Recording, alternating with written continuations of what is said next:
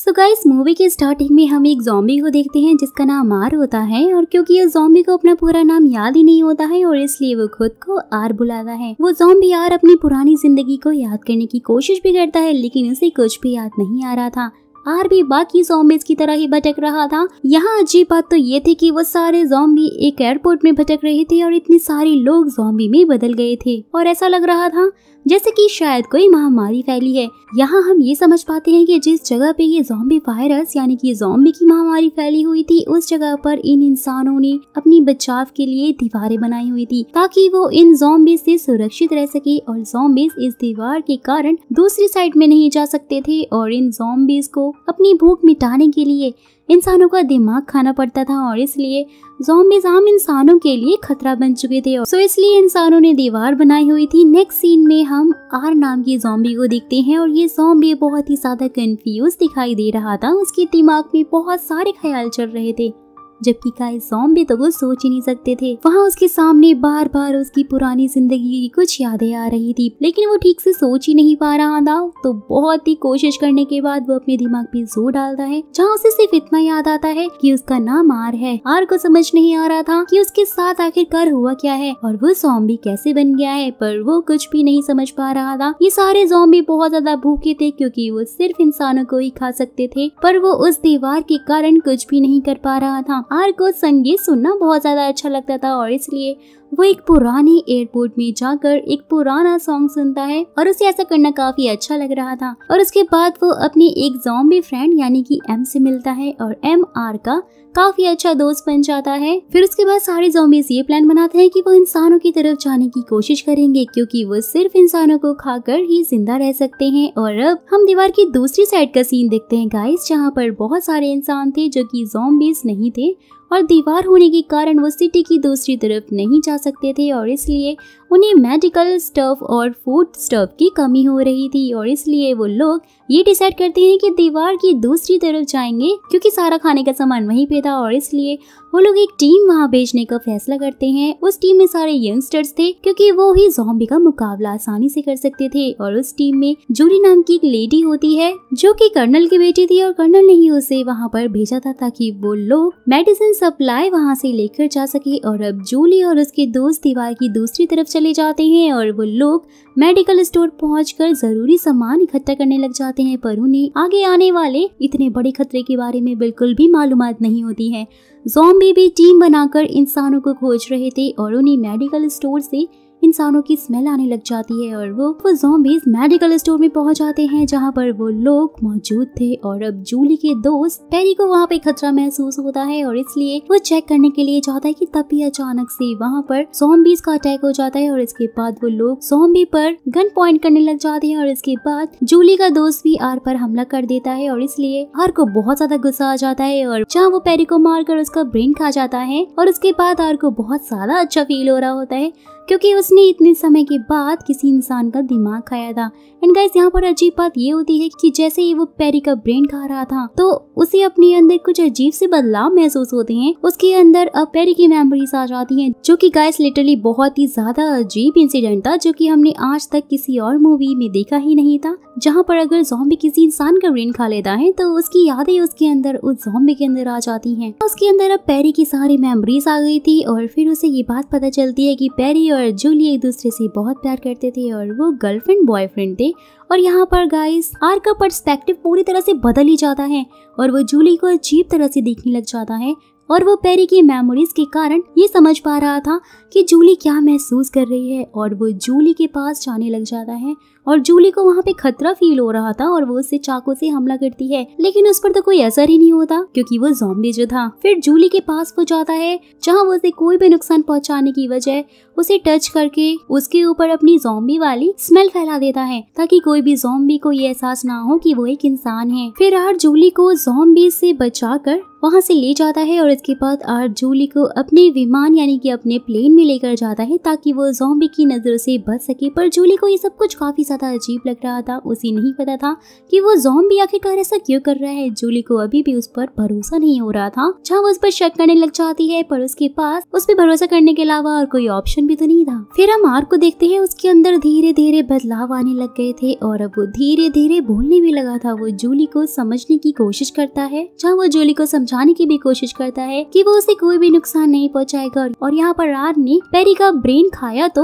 उसे कुछ विजन भी दिखने लग गए थे, जिसमें पेरी और जूली साथ में थे। और उसे पता चलता है कि पेरी के फादर भी ज़ॉम्बी वाले वायरस से इन्फेक्टेड हो गए थे और अब जूली और पेरी उनसे मिलने के लिए गए थे कि तब उन्होंने पेरी पर भी अटैक करने की कोशिश की थी। और शायद यही वजह थी कि जूली आर से इतना ज्यादा डर रही थी। जहाँ आर को अब ये बात समझ में आ गई थी और आर प्लेन में वापस आ जाता है और वो फिर से सॉन्ग सुनने लग जाता है। जूली अब भी ज़ॉम्बी से बहुत ही ज्यादा डर रही थी, पर वो समझ नहीं पा रही थी कि वो ऐसा क्यों कर रहा है। और यहाँ पर गाइस एक और अजीब चीज होती है। हम यहाँ पर एक और चीज को नोटिस करते हैं कि ज़ॉम्बी बनने के बाद आर का दिल पहली बार धड़कता है, जिससे ये बात तो साबित हो गई थी कि उसके अंदर भी अब इंसानों वाले कैरेक्टरिस्टिक्स आ रहे होते हैं, मतलब वो भी ठीक हो रहा होता है। और अब जूली आर से कहती है कि उसे यहाँ से जाना है, लेकिन वो उसे बताने की कोशिश करता है कि वो ऐसा नहीं कर सकती है क्योंकि इसमें उसकी जान को बहुत ज्यादा खतरा हो सकता है। अगर वो बाहर गई तो ज़ॉम्बीज़ उसे नहीं छोड़ेंगे, वो उसे खा जाएंगे। और अब जूली और उस ज़ॉम्बी से कहती है कि मुझे बहुत ज्यादा भूख लग रही है, मुझे कुछ खाना खाना है। तो आर बाहर जाता है और वो जूली के लिए कुछ लेकर आता है, पर जूली इस बात का फायदा उठाकर वहाँ से भागने की कोशिश करती है। और वो जैसे ही प्लेन से बाहर जाती है, इसके बाद जूली के पीछे गाइस बहुत सारे ज़ॉम्बीज़ उसकी खुशबू सूंघकर उसके पीछे पड़ जाते हैं और वो उनसे बचने की कोशिश करती है। और इसके बाद जूली उनसे बचकर फिर से एक प्लेन में जाकर छुप जाती है। जूली बहुत ज्यादा डर चुकी थी, उसे समझ ही नहीं आ रहा था वो यहाँ से कैसे भाग सकती है। लेकिन तभी वहाँ पर आर आ जाता है और उसके ऊपर अपना खून लगा देता है, जिससे कि ज़ॉम्बी उसकी खुशबू को ना पहचान सके। और इस तरह से वो दोनों वहाँ से बाहर आ जाते हैं और आर फिर से इस बार उसकी जान को बचा लेता है। फिर आर उसे समझाता है कि उसे भी अब ज़ॉम्बीज़ की तरह धीरे धीरे चलना सीखना होगा, ताकि उन्हें शक ना हो उसके ऊपर कि वो एक इंसान है। और ये तरीका काम भी कर जाता है और इस तरह से कोई भी ज़ॉम्बी उसे नहीं पहचान पाते हैं कि वो एक इंसान है। फिर जूली और आर वापस से अपने प्लेन में आ जाते हैं और जूली वहाँ पर खाना खाती है और उसे एहसास होता है कि यार बाकी ज़ॉम्बी से पूरी तरह से बिल्कुल ही अलग है और वो उसे किसी भी तरह का खतरा नहीं पहुँचाएगा। और अब आर में बदलाव आने लग जाते हैं और वो धीरे धीरे बोलने भी लग गया था। और इसलिए वो जूली को समझाने की कोशिश करता है कि उसका नाम आर से शुरू होता है और जूली उसे आर कहकर ही बुलाती है। और उसे ये भी समझ आ गया था कि अब आर में धीरे धीरे बदलाव हो रहे हैं। औरत का चक्कर बाबू भैया, औरत का चक्कर। और वो इंसान में बदलने लग गया है। फिर एक बार फिर से जूली उसे कहती है कि उसे अपने घर जाना है और उसे यहाँ पर नहीं रहना है क्योंकि उसे यहाँ पर कुछ भी अच्छा नहीं लग रहा है। जहाँ वो उसे समझाता है कि तुम्हें ऐसा नहीं करना चाहिए, बाहर बहुत खतरा है, ज़ॉम्बी तुम्हें फिर से खा जाएंगे, सो इसलिए बेहतर यही होगा कि तुम कुछ दिन यहीं पर रुक जाओ। दरअसल जूली के यहाँ आने की वजह से आर को अपने आप में बदलाव महसूस हो रहे थे और वो ये भी नहीं चाहता था कि जूली उसे छोड़कर वहाँ से चली जाए और इसलिए उसने ऐसा कहा था। शायद ऐसा इसलिए हो रहा था क्योंकि उसने पेरी का ब्रेन खाया था। फिर जूली और आर समय बिताने के लिए बहुत सारी चीजें करने लग जाते हैं। वो लोग लॉन्ग ड्राइव पर जाते हैं, बहुत सारे गेम खेलते हैं और जूली को भी अब आर के साथ में बहुत अच्छा लगने लग गया था। वो दोनों साथ में बहुत ज्यादा घूमने लग जाते हैं, एंजॉय करते हैं और आर को भी जूली की कंपनी काफी ज्यादा एंजॉयमेंट लग रही थी। वो दोनों साथ में डांस करते हैं और अब एक दिन अचानक से जब आर और जूली प्लेन में एंजॉय कर रहे होते हैं कि तभी प्लेन के बाहर आर का फ्रेंड यानी कि एम आ जाता है, उन्हें देख लेता है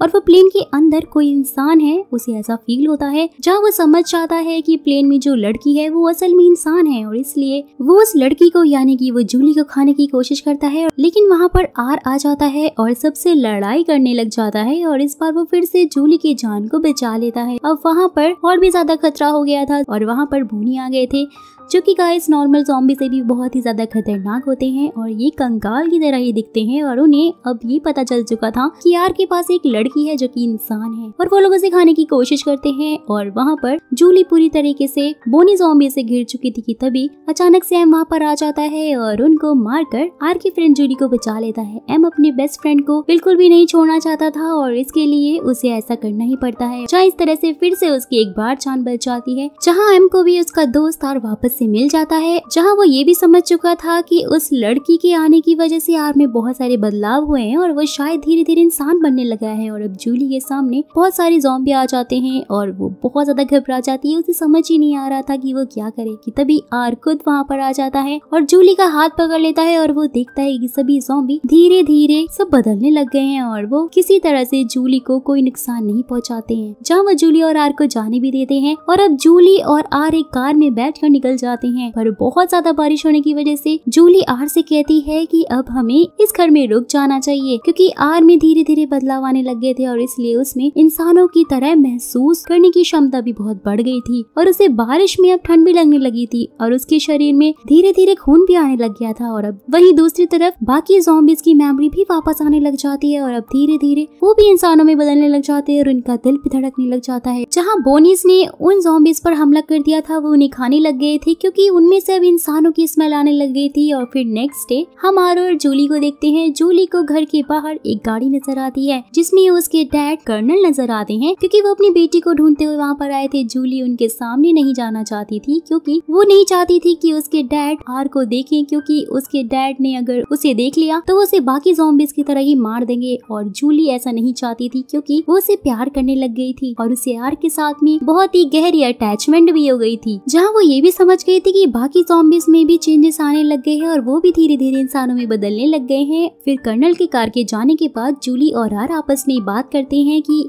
उन्हें अब क्या करना चाहिए, जहाँ वो बेड पर लेट जाते हैं और आराम करने लग जाते हैं। और गाइस पहली बार आर ज़ॉम्बी बनने के बाद आराम कर रहा था। उसे काफी दिनों बाद थकान महसूस हो रही थी, क्योंकि ज़ॉम्बीज को तो कुछ फीलिंग ही नहीं होती थी, लेकिन आर को सब कुछ फील हो रहा था क्योंकि वो धीरे धीरे इंसान जो बन रहा था। इसके बाद जूली आर से कहती है कि तुम इंसानों को क्यों खाते हो, तुम्हें ऐसा नहीं करना चाहिए क्योंकि तुम इसके अलावा और भी कुछ खा सकते हो। पर फिर आर उसे समझाने की कोशिश करता है कि जिस तरह तुम सब्जियां और फ्रूट्स खाती हो और ये तुम्हें जिंदा रखते हैं, सो इसी तरह से हम भी इंसानों को खाते हैं और हमारा वो खाना है, और अगर हम उन्हें नहीं खाएंगे तो हम जिंदा कैसे रहेंगे और या फिर हम सरवाइव कैसे कर पाएंगे। लेकिन फिर आर के अंदर भी ये सब कुछ सुनकर धीरे धीरे फीलिंग्स आने लग गई थी और इसलिए जूली की बातों को सुनकर उसे पछतावा भी हो रहा था कि वो इंसानों को क्यों खाते हैं। जहाँ वो उसे ये भी बताता है कि उसने पहले यानी कि उसके बॉयफ्रेंड को मार के खा लिया है और साथ ही वो उसकी वॉच भी उसको लौटाता है। इस बात को सुनकर जूली बहुत ज्यादा अपसेट हो जाती है और वो आर से कहती है कि तुम्हें ऐसा नहीं करना चाहिए था, और इसके बाद आर सो जाता है। और ये बहुत अजीब बात है क्योंकि ज़ॉम्बी बनने के बाद वो पहली बार सो रहा था। ऑब्वियसली ज़ॉम्बी तो सोते ही नहीं है। फिर जब सुबह होती है तो आर बहुत ज्यादा हैरान होता है क्योंकि उसे जूली कहीं भी नजर नहीं आ रही थी।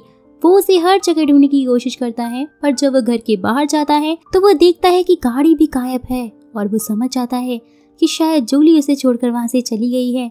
ये सब कुछ देखकर उसे बहुत ज्यादा दुख भी हो रहा होता है कि शायद उसने उसके बॉयफ्रेंड को मारकर काफी ज्यादा गलत कर दिया है और यही वजह है कि वो उसे छोड़कर चली गई है। जहाँ वो बहुत ही ज्यादा इमोशनल हो जाता है और ये इंडिकेट करता है गाइस कि वो इंसान पूरी तरह से बनने लग गया था। फिर आर अपने साथियों से मिलता है और उन्हें सब कुछ बताता है कि उन्हें बदलाव आने लग गए हैं, बोनीज उन्हें ढूंढ रहे हैं और इसलिए वो लोग फैसला करते हैं कि वो लोग अब दीवार पार कर लेंगे और दूसरी तरफ चले जाएंगे। और उन्हें पता नहीं था कि दीवार कैसे पार करनी है, लेकिन आर के पास पेरी की मेमोरीज थी और इसलिए वो दीवार पार करने का रास्ता ढूंढ ही लेता है और वो लोग दीवार की दूसरी तरफ पहुंच जाते हैं। सीन यहाँ से शिफ्ट होता है और हम जूली को देखते हैं। वो अपने घर में थी और वो अपनी दोस्त को ये बता रही होती है कि उसे ज़ॉम्बीज में चेंजेस दिखाई पड़े थे और उसे आर की याद आने लग जाती है। फिर जूली बालकनी में चली जाती है कि तभी उसी समय उसे वहाँ पर आर दिख जाता है। फिर जूली उसे अपने पास बुलाती है क्योंकि अगर किसी को पता चल गया कि वो एक ज़ॉम्बी है तो वो उसे मार देंगे, और इसलिए जूली और उसके दोस्त आर का मेकअप करती है और इसके बाद आर भी इंसानों की तरह ही दिखने लग जाता है। आर जूली को बताता है कि अब सारे ज़ॉम्बीज इंसानों में बदलने लग गए हैं और अब तुम ही हो जो कि कुछ ना कुछ कर सकती हो हमारे लिए, और इसलिए जूली अपने डैड के पास जाती है और ये कहती है कि अब उन्हें दीवार हटा देनी चाहिए। लेकिन जब वो वहाँ जाती है तो उसे पता चलता है कि उसके डैड बिल्डिंग की दूसरी साइड को नष्ट करने वाले हैं,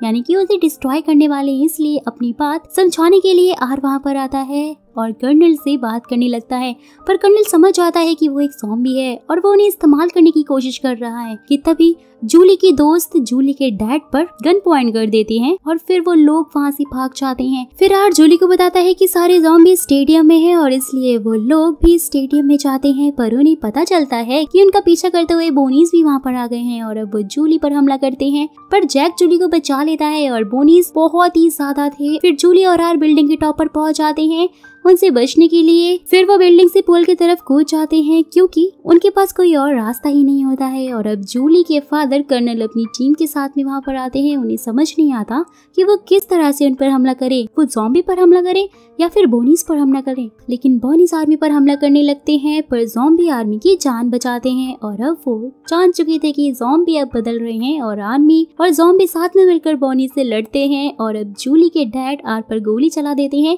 क्योंकि उन्हें यकीन नहीं हो रहा था कि आर बदल चुका है। पर फिर हम देखते हैं गाइस कि आर की बॉडी से खून निकलता है जो कि ये बताता है कि आर पूरी तरह से इंसान बन चुका है। और जूली के डैड तभी ऑर्डर देते हैं कि ज़ॉम्बी के ऊपर हमला ना किया जाए। फिर धीरे धीरे इस तरह से सब कुछ ठीक होने लग जाता है और इंसान उस दीवार को भी गिरा देते हैं। एंड गाइस यहीं पर इस ब्यूटीफुल रोमांटिक ज़ॉम्बी मूवी का द एंड हो जाता है।